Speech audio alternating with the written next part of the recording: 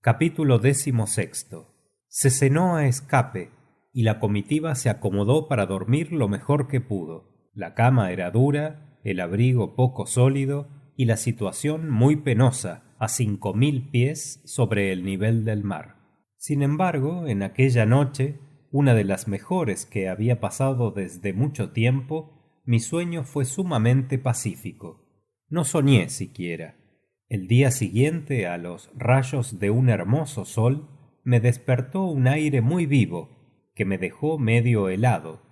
Salí de mi dormitorio de granito y fui a gozar del magnífico espectáculo que se desenvolvía ante mis ojos. Ocupé la cima de uno de los dos picos del Sneffels, el pico del sur, desde el cual mi vista dominaba la mayor parte de la isla. La óptica, común a todas las grandes alturas, abultaba la circunferencia del cuadro, al paso que las partes centrales se hundían aparentemente. Hubiérase dicho que se desarrollaba bajo mis pies uno de los mapas en relieve de Helvesmer.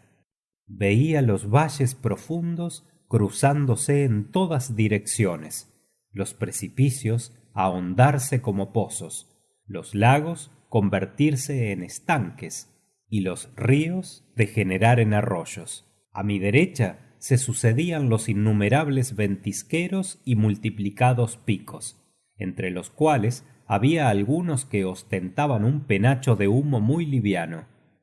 Las ondulaciones de aquellas montañas infinitas, que con sus capas de nieve parecía que echaban espuma, me recordaban la superficie de un mar tempestuoso. Si me volvía hacia el oeste, allí veía desenvolverse el océano en su majestuosa extensión, como una continuación de aquellos cerros vendijosos.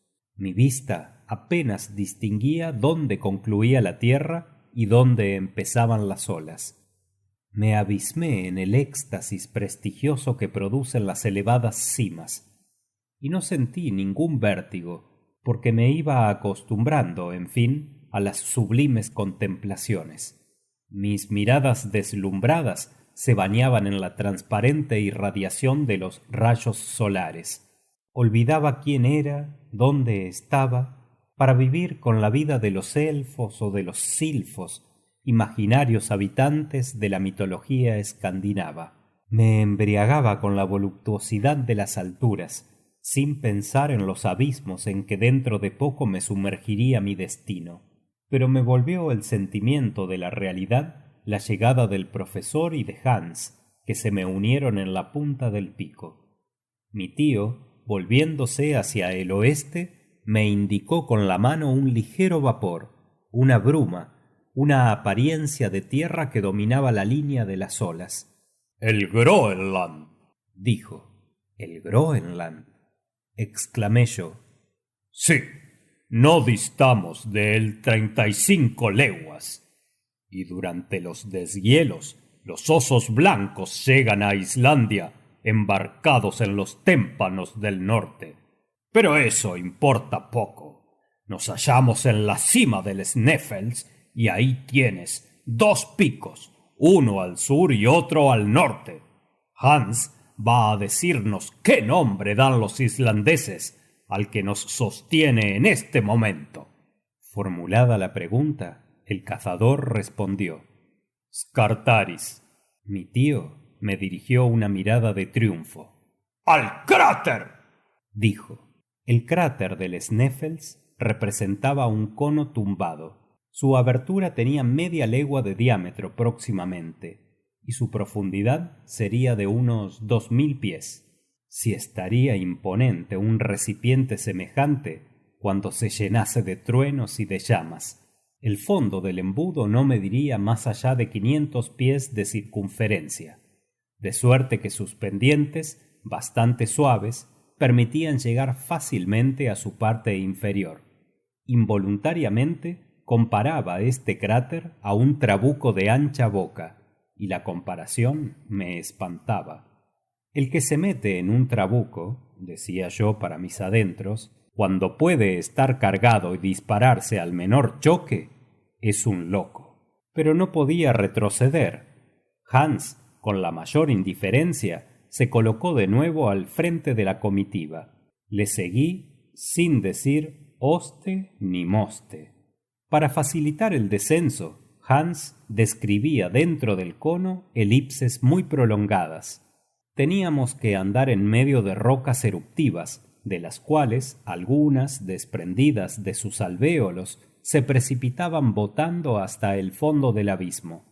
Su caída determinaba repercusiones de ecos de un sonido extraño. Algunas partes del cono formaban ventisqueros interiores.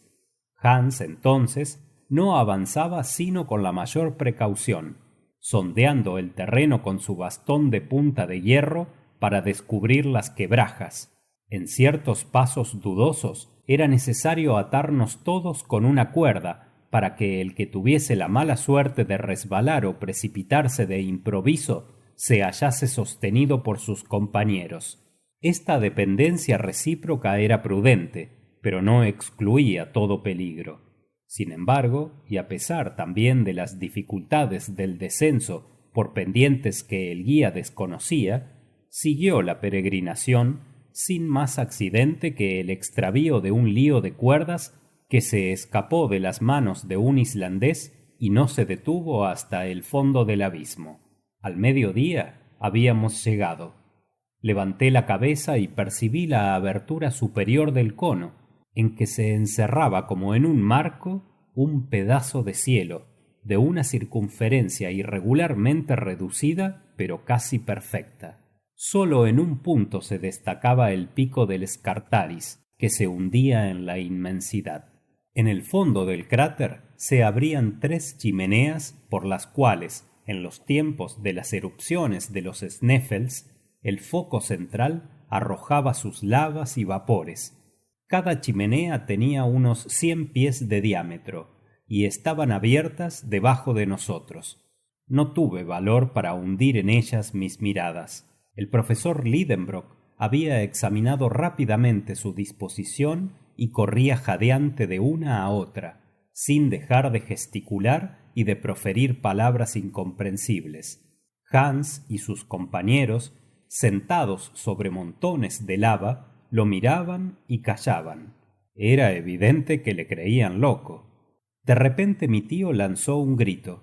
Creí que había dado un resbalón y se había precipitado en una de las 3 cimas, pero no. Le distinguí con los brazos tendidos, las piernas abiertas, en pie delante de una roca de granito colocada en el centro del cráter, como un enorme pedestal hecho para la estatua de un Plutón. Guardaba la actitud de un hombre asombrado, pero su asombro fue muy pronto reemplazado por una alegría insensata. ¡Axel! ¡Axel!, gritaba. ¡Ven! ¡Ven! Acudí. Hans y los islandeses permanecieron inmóviles. ¡Mira!, me dijo el profesor, y yo, participando de su asombro, ya que no de su alegría, leí en la superficie occidental de la roca, grabado en caracteres rúnicos medio roídos por el tiempo, este nombre 1000 veces maldito. ¡Arne Saknussemm!, exclamó mi tío. ¿Dudarás todavía? No, respondí, y me volví consternado a mi banco de lava. Me abandonaba la evidencia. Ignoro cuánto tiempo permanecí abismado en mis reflexiones. Solo sé que al levantar la cabeza vi a mi tío y a Hans solos en el fondo del cráter. Los islandeses habían sido despedidos y estaban bajando las cuestas exteriores del Sneffels para regresar a Stapi. Hans dormía tranquilamente al pie de una peña, en un rimero de lava en que se había improvisado una cama. Mi tío daba vueltas y revueltas en el fondo del cráter como una fiera en la trampa de un cazador. Yo no tenía fuerza ni gana de levantarme, y siguiendo el ejemplo del guía, me entregué a un doloroso sopor, creyendo oír ruidos y percibir sacudimientos en los flancos de la montaña. Así pasó aquella primera noche en el fondo del cráter. Al siguiente día cubría el vértice del cono un cielo ceniciento, nebuloso y pesado. No tanto me lo dio a conocer la oscuridad del antro como la cólera que se apoderó de mi tío. Comprendí el motivo y renació en mi corazón alguna esperanza. He aquí por qué. De los 3 caminos que teníamos abiertos bajo nuestras plantas, Saknussemm no había seguido más que uno, que, según él, se debía reconocer por la particularidad indicada en el criptógramo. Este hablaba de la sombra de Scartaris que acaricia sus bordes durante los últimos días del mes de junio. Se podía, en efecto, considerar aquel pico agudo como la maravilla de un inmenso cuadrante solar, cuya sombra en un día dado marcaba al itinerario del centro del globo. Pero si faltaba el sol, faltaba la sombra, y de consiguiente no había indicación. Habíamos llegado al 25 de junio. Como el cielo permaneciese encapotado durante 6 días, se tendría que aplazar la observación para el año siguiente. Renuncio a pintar la impotente cólera del profesor Lidenbrock. Transcurrió aquel día y no se alojó ninguna sombra en el fondo del cráter. Hans no se movió de su sitio, y como no estaba en antecedentes, se preguntaría, sin duda, en el caso de preguntarse algo, ¿qué era lo que allí hacíamos? Mi tío no me dirigió ni una sola vez la palabra. Sus miradas, invariablemente dirigidas al cielo, se perdían en sus tintas oscuras y brumosas. El 26, lo mismo. Estuvo todo el día lloviznando y nevando. Hans construyó una choza con fragmentos de lava. Yo experimentaba cierto placer en seguir con la vista los millares de cascadas improvisadas en el flanco del cono, de las cuales aumentaban el atronador murmullo las piedras que caían. Mi tío no podía ya contenerse. Motivos hubiera tenido para ponerse frenético, aunque hubiera sido más paciente, porque verdaderamente lo que le pasaba era un naufragio dentro del puerto. Pero con los grandes dolores el cielo mezcla incesantemente las grandes alegrías, y reservaba al profesor Lidenbrock una satisfacción igual a sus desesperados afanes.